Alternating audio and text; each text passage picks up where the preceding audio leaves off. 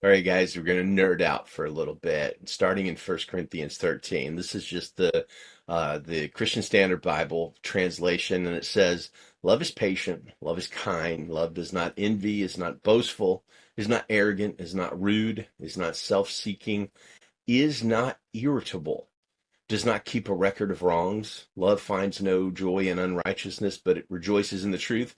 It bears all things, believes all things, hopes all things, endures all things."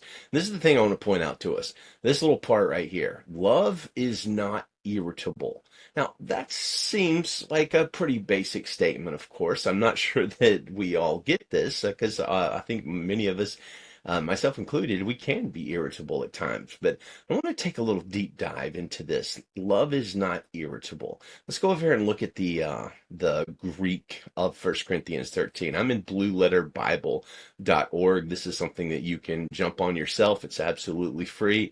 You get a Greek layout of the verse here. You may not speak Greek. That's okay, because if you keep going down here, you're going to get the English equivalent to the Greek word. And we're going to scroll down to our little not easily provoked is how the King James Version translates it. CSB says not irritable. So let's take a look at this word. It's the Greek word paraxunete, the what Paul uses in the passage. It's a form of paroxino there. It's a Greek verb, and we're going to learn a little bit about it. This is where we're going to nerd out a little bit. It's a little bit of grammar, but it's grammar that conceals a really incredibly deep truth. So first thing we want to look at here, I'm not sure you can see it, is that this is a present passive indicative verb.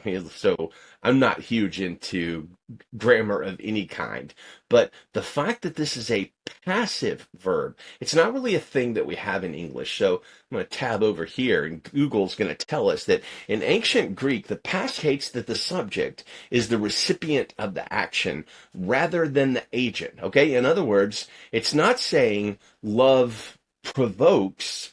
It's saying love is not easily itself provoked. So the passive sense, like for instance, I could say, I shoot a gun. That's an active verb. A passive sense of the verb would be I shoot myself with a gun. Like I'm the verbal action is happening to me. And this is what's happening here with this our verb friend paraxino. It's a passive verb. And so what it's saying is not that love doesn't aggravate, it's saying love doesn't get aggravated. But let's take a little deeper dive into this little word here, paroxynino or paroxono, is the main version of it is. And we're going to see here it's a combination of two Greek words, para and uxus, which is not really easy to say. Para kind of is a word that means through or beside.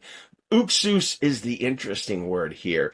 Click on it, and we find that it has the meaning of sharp or swift or quick.